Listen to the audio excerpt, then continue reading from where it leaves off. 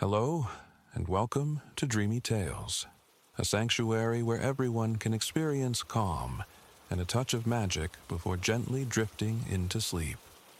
Tonight, we invite you on another enchanting journey, a story that helps soothe the mind and nurture a sense of peace. Before we begin, let's take a moment to prepare our bodies and minds for a comforting, restorative rest.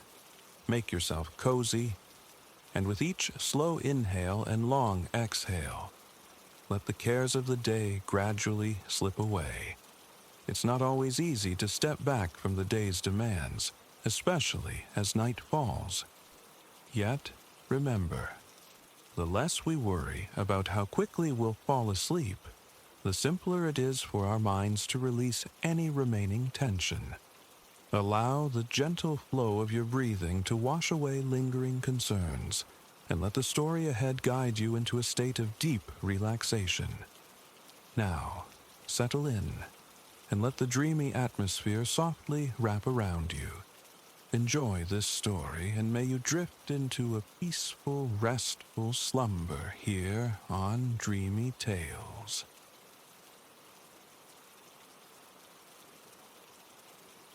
Imagine the most resplendent shore your mind can conjure, a sweep of sand like powdered pearl beneath a sky of palest azure.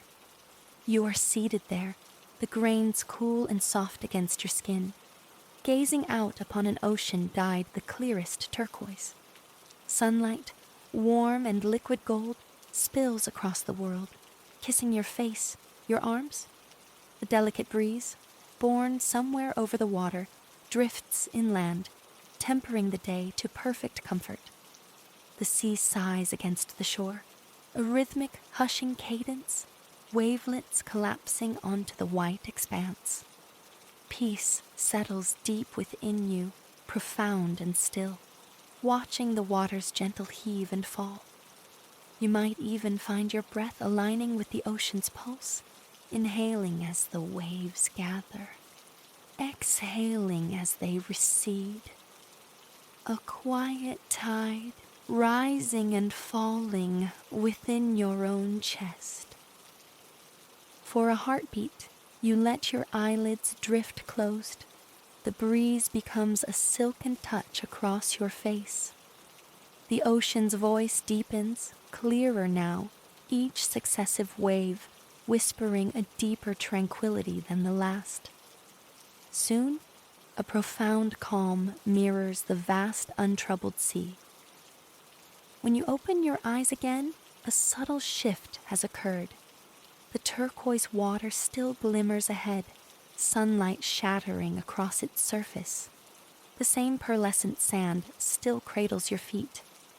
Yet turning your gaze aside reveals the unexpected.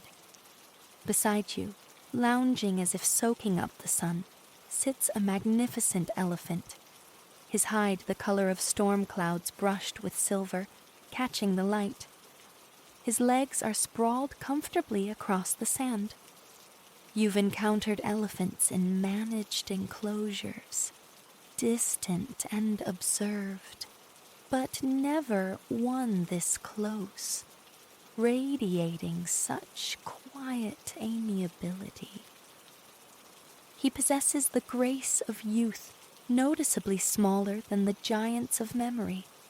Tiny, nascent tusks gleam beside the base of his trunk, marking him as beyond infancy.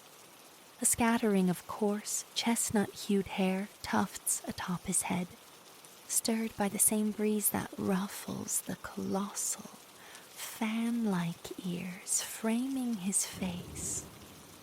Ears that unmistakably declare his African lineage. The elephant regards you, his eyes holding an ancient kindness. Then, astonishingly, his mouth moves and he speaks. His name, he imparts, is Kalen, and he is to be your guide for the day. Though merely 10 years of age, his entire existence has unfolded in the splendor of East Africa. It would be his honor, he explains in a voice as soothing as the ocean's murmur. to show you his cherished homeland, the nation of Tanzania. There is boundless beauty to witness, from Kilimanjaro's cloud-piercing summit to the breathtaking wildlife teeming within its national parks. And naturally, shores like this one. The encounter feels dreamlike, magical, yet his tone resonates with such genuine affection for his land that you trust him implicitly. When he inquires if you'd care to ride upon his back, you ascend without a flicker of doubt, and thus your grand African sojourn commences, right there on the sand's edge. Kalen's gait is measured, deliberate, his broad back an unexpectedly comfortable perch. He ambles towards the ocean, choosing to tread through the shallows, the water splashing musically against his sturdy legs as he carries you along the coastline. Elevated upon his back, you remain perfectly dry, a passenger aboard a living vessel navigating the gentle surf. This, Kalen clarifies, is the Indian Ocean, the world's third largest expanse of water. From this vantage point, its magnificence unfolds further. You observe the shifting palette of the water, transitioning from brilliant, sunlit turquoise near the shore to a profound peacock blue in the deeper reaches. Far out, the silhouettes of small boats bob, their wooden hulls barely cresting the waves, white triangular sails catching the breeze like resting gulls. Sailing those distant waters must hold its own quietude, yet being here, carried along the shore, feels utterly sublime.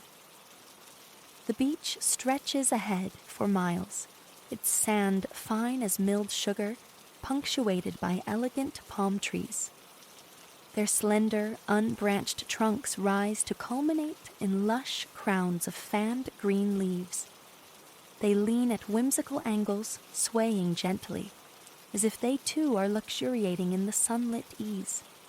Nestled amongst and behind these trees stand structures of varying forms.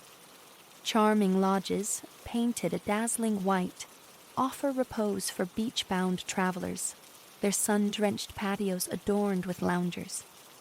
Wooden chalets, elevated on stilts, stand open for commerce, their bamboo shutters rolled up to welcome the day. You drift past compact markets and eateries, surf huts and snack counters. People populate this idyllic scene, moving through their hours. Some attend to shops and restaurants, serving patrons. Others recline on patios, lost in leisure. Yet whether engaged in work or repose, a shared, unhurried rhythm unites them, mirrored in the easy smiles they wear. Kalen, it seems, is not alone in his deep fondness for this African haven. The salty tang of the ocean air envelops you as you ride.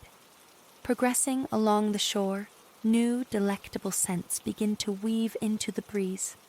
Kalen perceives them too, his trunk lifting, questing hungrily. The local market, he explains, their next destination. With a subtle shift in direction, he guides you from the water's edge onto the dry, warm sand. Faintly at first, then growing clearer, comes the sound of live music, the warm strumming of guitars, entwined with soulful male voices. The melody possesses a slow, rhythmic pulse that perfectly complements the tranquil surroundings. It swells, mingling with the cheerful hum of conversation, until the market itself materializes. A vibrant line of stalls, sheltered beneath a long, continuous canvas awning. Much like the people encountered earlier, everyone here exudes relaxation and contentment, vendors behind their stalls share laughter and banter while showcasing their goods. Customers meander between the displays, their steps unconsciously falling into time with the music's gentle beat. Some pause, inspecting wares, perhaps engaging in light-hearted negotiation. Others seem content merely to drift, savoring snacks or sipping cool drinks. While several stalls offer food and beverages, Kalen has a particular one in mind he believes you'll appreciate. He proceeds down the central aisle, navigating the space between two facing rows of tables. You reflect on his fortunate youthfulness. A fully grown bull might find the canvas roof a tighter fit. Even so, Kalen towers over the surrounding people. It's almost uncanny how effortlessly he moves through the throng, how little overt attention he draws. Aside from the occasional friendly nod or conspiratorial wink, space seems to naturally open around him, as if an invisible boundary accompanies your passage. Kalen halts before a table where a woman with a radiant smile presides over a large, round pan. She wears a traditional dress, vibrant with hues of canary yellow and deep ocean blue, patterned with the silhouettes of giraffes striding contentedly across a stylized landscape. Wooden bracelets clink softly on her arm as she stirs the pan's contents, releasing a delicious aroma from the sizzling golden oil within. Her face lights up at the sight of Kalen. She greets him with the warmth reserved for an old friend, patting his flank affectionately as he explains your Tanzanian exploration. Zola is her name, you learn, and the food she prepares is cassava. Superior to mere potato chips, she declares them the finest snacks available. And because you arrive as Kalen's companion, your portion is offered freely. Zola deftly spoons a serving of the crisp cassava chips into a simple paper cone, adding a generous swirl of your preferred sauce. You hold the cone close, inhaling the savory steam as the chips cool slightly. The first bite confirms their excellence, akin to potato chips, yet possessing a lighter texture, a satisfying chewiness. They carry the earthiness of a root vegetable, intertwined with an unexpected, subtle sweetness. While you savor your treat, Kalen indulges too, selecting bananas one by one from a large bunch placed conveniently on the table. His trunk curls deftly around each fruit, delivering it to his mouth with appreciative, rumbling sounds. All too soon, both the delectable cassava and the bunch of bananas vanish. You both express your gratitude to Zola, who invites you to return whenever you please, before continuing your market stroll. The market unfolds in a tapestry of variety. No two stalls offer precisely the same merchandise. The array is comprehensive, from foodstuffs and handcrafted furniture to hats and intricate jewelry. You could acquire immense round cushions bursting with every imaginable color and pattern, or perhaps a life-sized wooden zebra, carved and painted with astonishing realism. Canvas sacks overflow with dried beans awaiting scooping. Vibrant oil paintings capture the local light and color. One stall, in particular, overflows with fabrics piled high, a riot of textures and shades destined for bespoke clothing. You even spot the very yellow and blue giraffe print adorning Zola's elegant dress. Perhaps she sourced her material right here before transforming it with skilled hands. Kaelin pauses once more, this time beside a drink stall where a chalkboard announces freshly squeezed sugarcane juice.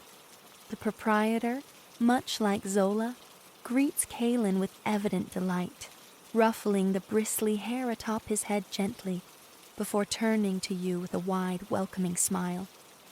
His name is Jabari. Upon hearing you are a guest in his country and a friend to Kaelin, he insists on providing a complimentary drink. He selects a stalk of raw golden sugarcane, resembling bamboo, but thicker, more substantial, and feeds it between two rotating metal rollers, turning a hand crank. The cane emerges flattened on the other side, its sweet, syrupy essence dripping down a metal channel. This liquid nectar is then filtered through a sieve and combined with freshly grated ginger and tangy lime juice. Jabari grins, stirring in crushed ice, assuring you with absolute confidence that this is the most refreshing drink imaginable. He secures a lid, inserts a straw, and presents the cup to you. The cup feels cool against your palm, the liquid within a pale, inviting lime gold. The drink itself is a revelation, bright, zesty, and wonderfully sweet, the pure taste of sugarcane shining through. Kaelin, it seems, shares your appreciation, though his preference leans towards the fibrous cane itself. Jabari offers him a basket filled with the pressed golden stalks, adding a few uncrushed pieces for good measure.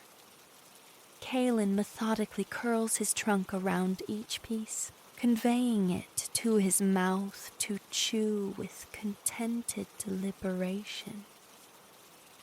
This juice stall happens to be situated adjacent to the source of the enchanting music you heard earlier. A local band is performing, allowing you to sip your drink and absorb the melodies.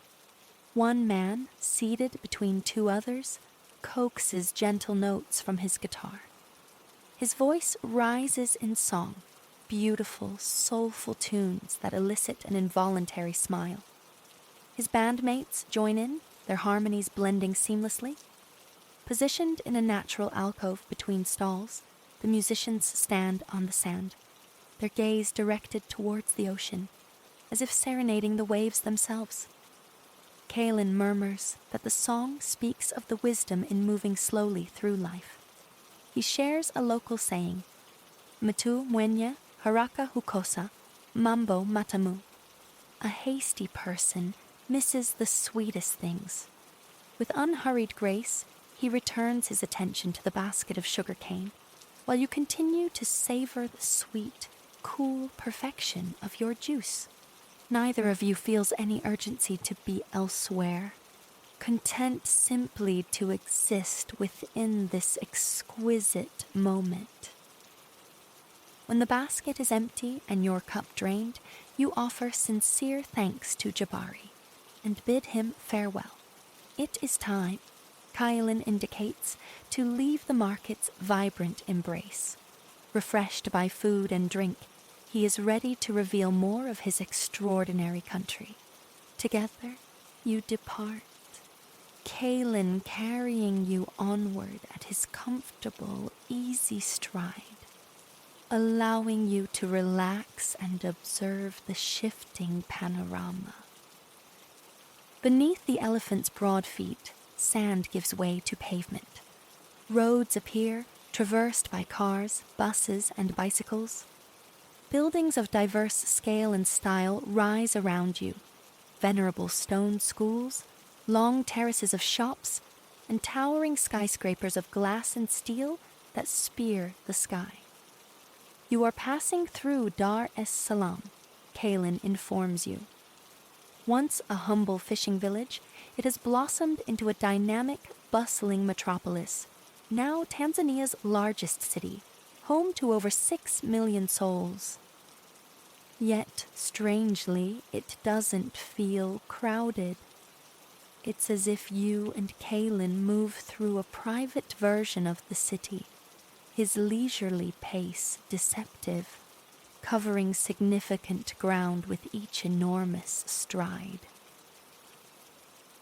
Before long, the urban landscape recedes, replaced by rolling grasslands stretching northward.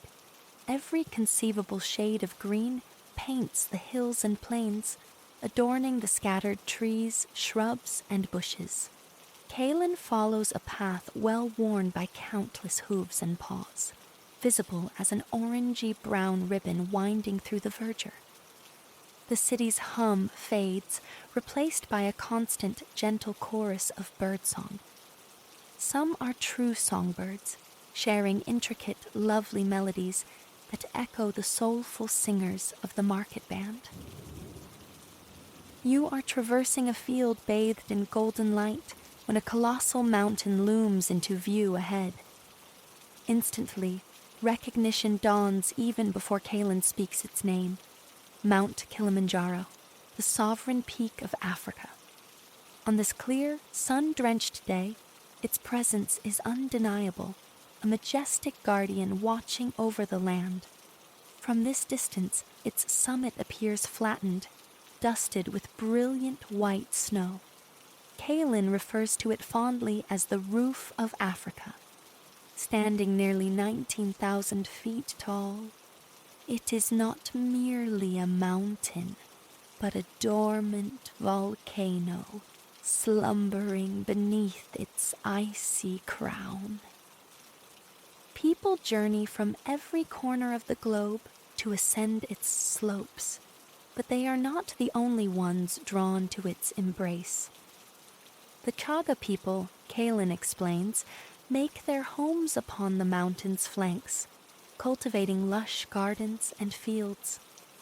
Fed by streams cascading from the heights, they grow everything from bananas to coffee beans, consuming what they need and selling the surplus. This great mountain is also a sanctuary for wildlife. Monkeys chatter in the canopy, ravens wheel overhead, and elusive two-horned chameleons blend into the foliage within the miles of misty rainforest cloaking its slopes. Further down, around the mountain's broad base, life thrives abundantly. Kaelin's own family resides here. He shares, contentedly coexisting with a wondrous array of neighbors. You need not rely solely on his description. As you draw nearer to the sprawling, snow-capped giant, the diversity of its wildlife becomes increasingly apparent. You spot 2 rhinoceroses, an adult placidly browsing a large fruit bush, while its calf gambols gleefully in a nearby mud patch, rolling onto its back and kicking its legs skyward. A dazzle of zebras grazes peacefully, their black and white stripes rendered even more striking by the brilliant sunlight. One lies down, simply basking in the warmth. To your delight, a trio of giraffes ambles across the plains, their patterned hides, a stunning mosaic of yellow and brown blotches, instantly recalling the fabric of Zola's dress. You watch as they approach a massive, emerald-leafed tree, extend their impossibly long necks, and begin delicately nibbling leaves from the highest branches. Kaelin recognizes these graceful creatures.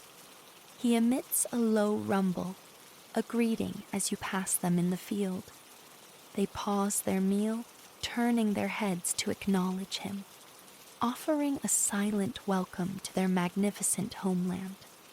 The giraffes, it appears, share the gentle friendliness of the people. Small wonder Kaelin holds this place so dear. One of the giraffes communicates something to Kaelin. They have seen his herd heading towards the local watering hole. Kaelin thanks them with another soft sound, then lifts his trunk high. A resonant trumpeting call echoes across the landscape, announcing his imminent arrival to his family. Seconds later, answering calls rumble back, a familial chorus across the plains. Kaelin is already moving in their direction, anticipation in his stride, eager for you to meet his kin. Soon, the herd comes into view, a flowing line of silvery gray shapes moving with ponderous grace across the land. You count 10 elephants in all, proceeding in single file. As anticipated, the adults are immense. The leader at the front must stand 10 feet tall at the shoulder. Bringing up the rear is an elephant not much larger than Kaelin himself. This, you realize, is Kaelin's mother. She turns as you approach the line, her trunk reaching out to stroke her son's head in a gesture of fond welcome. Her eyes convey pleasure at seeing him and warmth as she acknowledges you. She waits patiently for Kaelin to take his place in the procession, then falls in line behind him. Together, you continue onward as part of the herd. The watering hole is not distant, yet a pleasant weariness begins to settle over you. Your body relaxes against Kaelin's comfortable back, and you find yourself listing slightly, like one of the leaning palm trees on the beach. Kaelin's mother must notice, for you feel the gentle, steady pressure of her trunk against your back, a living support ensuring you remain secure. She maintains this quiet assistance all the way to the water's edge, then carefully helps you dismount from her son's back. You murmur your thanks as she steps away to drink deeply from the pool. Turning to Kaelin, you express the wonder of the day spent exploring Tanzania under his guidance. He has been an exceptional host, the most amiable elephant imaginable. He responds with an affectionate rub of his trunk across your hair, assuring you that you are welcome to return any time.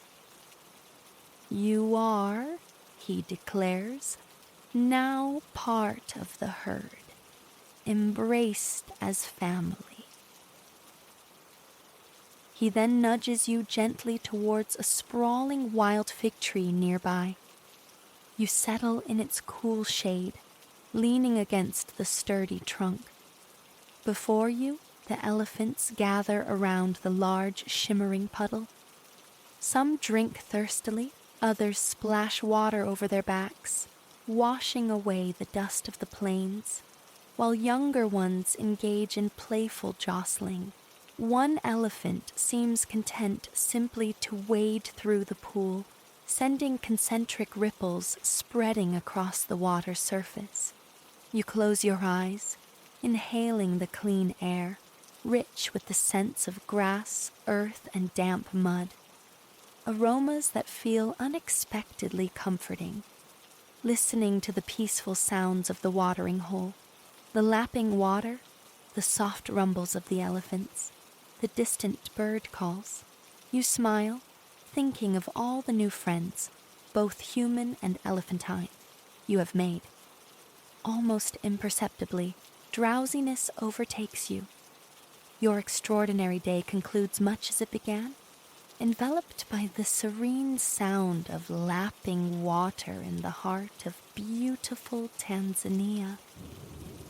Envision a venerable watermill, its 18th century bricks glowing a soft russet beside a glassy basin of water. A slender chimney etches a line against the sky. This is Ashbrook, cradle of our pilgrimage. You find yourself on cool, gray flagstones, the mill presiding directly before you. Its slim chimney ascends. The adjacent pool lies utterly still, a mirror to the quietude. Today promises a gentle meandering through this slice of the Midlands, a landscape steeped in the formative years of Elias Thorne. It was this very earth, these waters, these trees, that breathed life into fragments of his cherished children's story, and later, his monumental fantasy saga set within the imagined realm of Etherea. Those narratives unfolding across the breathtaking tapestry of Etherea have struck a chord deep within countless souls. Small wonder his epic remains one of the most treasured book cycles ever conceived. Our walk commences here, at the mill, nestled within the verdant embrace of Hall Green, southeast of Birmingham's heart. From Ashbrook Mill, the path guides you past Thorne's erstwhile childhood dwelling on Willow Green Lane. Then, journeying further south, you shall uncover the bewitching, whispering fen, the very stage of Thorne's youthful escapades. Your exploration culminates in a serene passage through the glorious expanse of Etherea fields. For now, though, a steady current of traffic flows on the road behind, a low, persistent thrum of engines.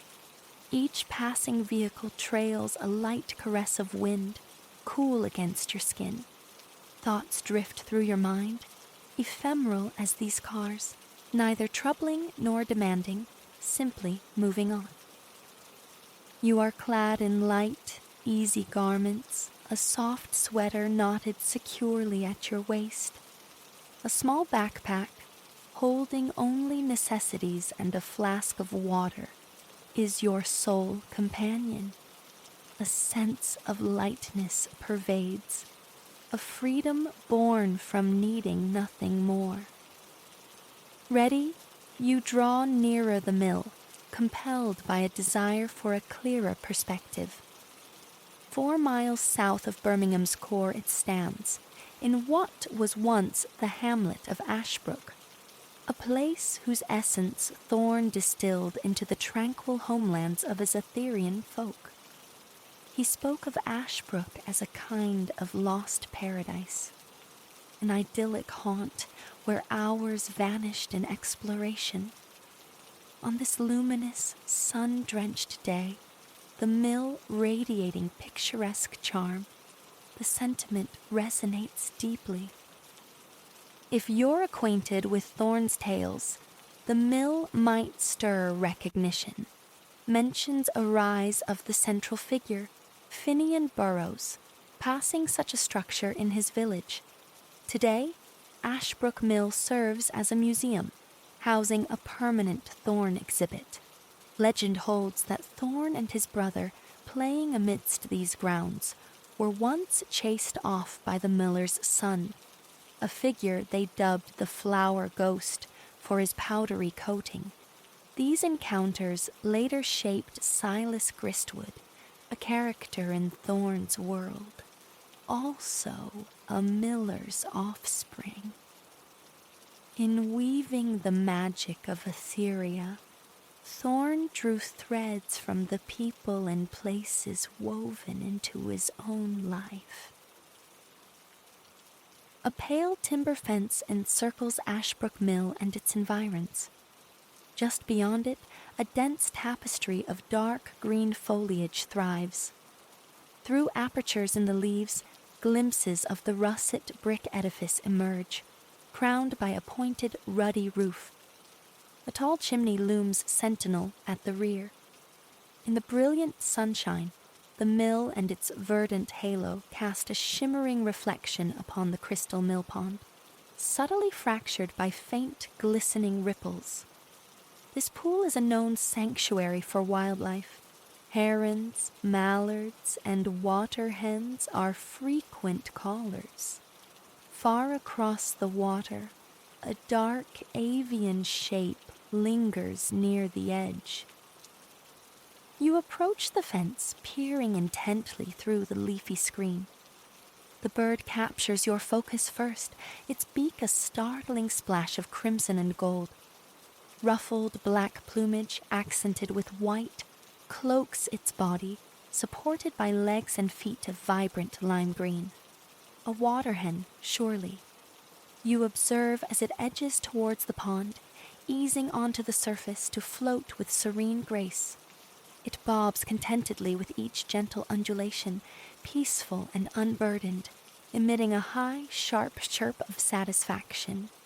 Gliding like a miniature water skier across the pond towards the mill, it reaches a small, grass-topped platform, propelling itself ashore with a brief flutter.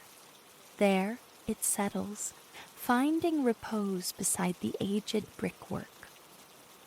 Watching the water hen's calm relaxation, a similar tranquility settles over you. You absorb the delightful tableau, mill, pond, bird, one final time, briefly closing your eyes to imprint the image onto your inner canvas. A deep inhalation draws fresh air into your lungs. A contented sigh releases it.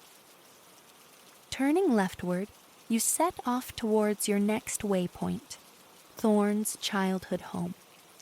You fall into a steady, comfortable rhythm. High above, against the flawless blue, a bird wings its way in the same direction. Could it be the water hen, you muse, a fleeting companion on your journey? The thought conjures a smile.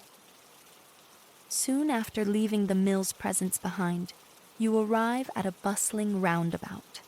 A patient minute or two passes, waiting for a lull in the traffic flow. When the way is clear, you cross, turning right onto Willow Green Lane. Excitement quickens your step, knowing your destination is near. A fellow walker approaches from the opposite direction. Smiles and nods are exchanged in passing. Before long, number 264 Willow Green Lane materializes, known then as Five Willows. Thorne's family relocated here in 1896 when he was merely 4. His first Birmingham home, it now stands as one of the area's oldest residences. You pause, absorbing its details. The mock Tudor house anchors a row of similar dwellings. A charming front garden features a wide stone path, flanked by pleasing squares of green lawn. Dark timber strips lend character to the white-painted upper story, while the ground floor showcases exposed brickwork, framing a protruding white bay window. Its silhouette is slightly irregular, with a pointed roof and a section jutting forward, sheltering the robust green front door. Like its neighbors, a low wooden fence with a gate contains the property.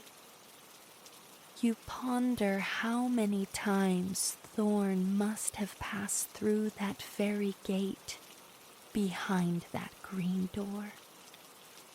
In Thorne's time, this area was entirely rural. He declared the years spent here the happiest of his youth.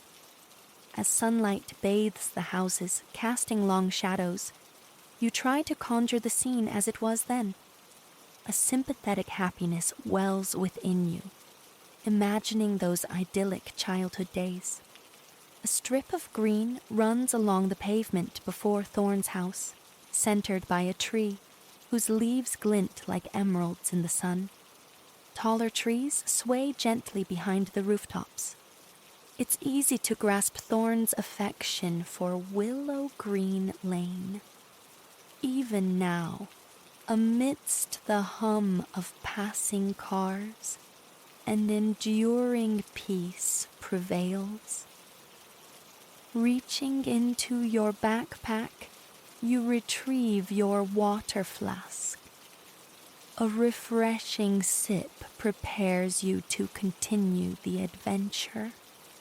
Next lies the enchanting Whispering Fen, To reach it, you cross the road, retracing your path briefly. After a couple of minutes, a road appears on your right. Following the pavement, you navigate more suburban streets before arriving at the fen's entrance. Whispering Fen, once a reservoir for Ashbrook Mill, is now a park and nature reserve, bisected by the lovely Cold Bath Brook. This wetland wilderness served as the muse for the old wood on Etheria's borders in Thorne's epic. He depicted the old wood as ancient, a remnant of forgotten, vaster forests. A description perfectly befitting this woodland. Flanking the entrance, a congregation of centuries-old trees stands guard, diverse in stature, form, and texture. Some rise straight and tall, others twist or lean with age. Bark textures vary from smooth to rough and deeply grooved. You step closer, intrigued by the deep, time-etched markings that betray their great age. A light, warm zephyr rustles the leaves, creating a delicate sibilance. As you enter the fen proper, the air grows richer with a pleasant, earthy fragrance. The park remains largely unchanged from Thorne's era, save for the addition of a pale wooden walkway snaking through the trees in various directions. Stepping onto it, you reflect on what a superb natural playground this must have been for Thorne's youthful explorations. Further along, 2 children in bright Wellingtons paddle in the brook, much as Thorne and his brother might have done. One child sends droplets airborne with a small splash, laughs, and stomps again, water sloshing over her boots. You smile at their evident joy and proceed along the walkway. The rhythmic clip-clop of your shoes on the planks is a satisfying, grounding sound. Focusing on this cadence brings a sense of calm. Soon, another group of children comes into view, clambering amongst the gnarled, leaning trees. A boy, perhaps 8 or 9, triumphantly reaches a sturdy branch and settles upon it, beaming with accomplishment. The fen truly is a natural adventure zone for the young. Again, you comprehend Thorne's deep affection for this place. You follow the meandering path, noting patches still damp and muddy, where sunlight struggles to penetrate the dense canopy. Your footfalls transition from a crisp clip-clop to a soft squelch over these sections. Just ahead and to your left, wooden steps ascend to a decked viewpoint. Eager for a different perspective, you head towards them and begin to climb. With each step, you draw nearer the ancient treetops. The sun's warmth intensifies here, filtering through gaps in the foliage. Looking upward, you see the sun glowing through a patterned veil of high clouds that has drifted across the sky. Standing calmly on the viewing deck, a profound ease settles over you. Below stretches a sea of green, trees, grass, moss. Occasionally, through breaks in the verdure, you glimpse other figures moving through the fen, their sounds muted by distance. It is profoundly peaceful here. Only the whisper of leaves in the breeze and the delicate chirping of unseen birds break the stillness. The fen is simultaneously intriguing and deeply tranquil. A magical place, you murmur inwardly. After a quiet interlude spent admiring the panorama, you take another sip from your water flask, refreshed and ready you descend the steps, returning to the wooden walkway below. Following the path leftwards, you reach a gate nestled amongst trees. Passing through, carefully securing it behind you, you emerge onto a pavement beside another busy road. The sudden return of traffic sounds feels momentarily jarring, yet the gentle background hum quickly becomes soothing again. Once more, you notice thoughts passing like the cars, knowing quietude awaits in ethereal fields.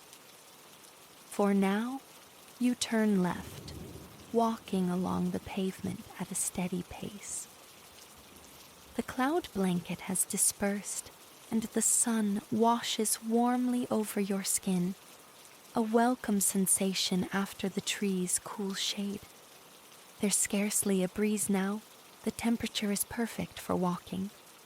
Time has slipped away unnoticed during this adventure, but there is no hurry today. You relish the freedom of taking as long as needed. At the roundabout, you turn left again, continuing along the pavement, observing your surroundings with heightened awareness. Small birds dart in and out of the bordering bushes in what seems like a choreographed dance. A dog walker passes, their fluffy companion pausing to investigate scents beneath the shrubs. You offer a smile to both before moving on, walking until a familiar landmark reappears. On your left stands Ashbrook Mill, the starting point of this wondrous exploration. This time, however, you walk past it, turning left through the car park. Crossing the tarmac, you spot a pale wooden sign beside an opening. The words are indistinct at first, but as you draw closer, they resolve. Welcome to Ethereal Fields. A sense of accomplishment washes over you, having reached the final destination on this journey through Thorne's remarkable world. Named in 2005 to honor Thorne's local ties, the park is a nature reserve, tracing the beautiful valley of the serene River Cole for some 4 miles. Comprising wetland, grassland, woodland, and heath, it teems with wildlife. Like the mill pond, herons, mallards, and waterhens are common sights. Perhaps, if fortune smiles, you might even glimpse a kingfisher diving for its meal. Entering the park, the sounds shift to children's laughter and the river's gentle murmur. A vast, lush green field unfolds before you, stretching into the distance.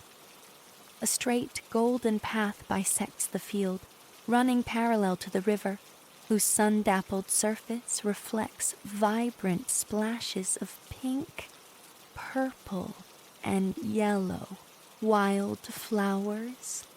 Just as Thorne described the pastoral lands in his books, this park is beautiful, idyllic.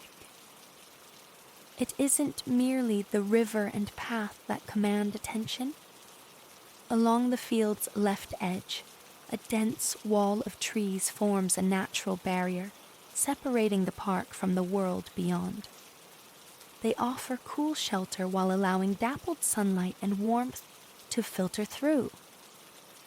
The area beneath these trees looks deeply inviting, an ideal spot to pause and rest. At this thought, a yawn escapes you. Stretching your arms, you realize the day's walking has left you pleasantly weary. Perhaps it is time for a rest, you decide. Stepping onto the springy turf, you make your way towards the trees, slip off your backpack, and sit. Untying the sweater from your waist, you fold it into a makeshift pillow on the ground. You lie back, resting your head upon the soft fabric, allowing your arms and legs to fall loose and heavy. Your limbs sink into the yielding grass. The earth supports your weight completely. Above, patches of blue sky peek through the leafy canopy. Warm sunlight kisses your skin. There are few clouds now. Your eyes grow heavy, lids drooping with sleepiness. You blink, trying to remain awake, to absorb the blissful atmosphere a moment longer, but soon the effort is too great. Your eyelids gently close. You tune into the symphony of sounds around you, the faint, distant laughter of children, the river's soft rush, the rustle of leaves stirred by the breeze, the sweet counterpoint of bird song. These sounds lull you deeper into relaxation, your mind beginning to drift and dream. You draw a slow, deep breath, exhaling with a sigh of pure satisfaction. You reflect on the extraordinary pilgrimage undertaken today, the stunning reflection of the mill in its pond, the bright-beaked waterhen at the water's edge, Thorn's childhood home, and the daydreams it inspired, the profound peace felt on the viewpoint overlooking Whispering Fen. Which part was best? You ponder vaguely, exploring the mystical fen, or perhaps this very moment, resting here in Etheria Fields? Whatever the answer, all thoughts are gradually receding, softened by the tranquil essence of Thorn's world. And you know, with quiet certainty, that you can return to this feeling, this place, whenever calm is needed. Lying utterly still upon the grass, breathing slow and quiet, you are enveloped in perfect peace. Gradually, gently, you drift into a deep and restful sleep.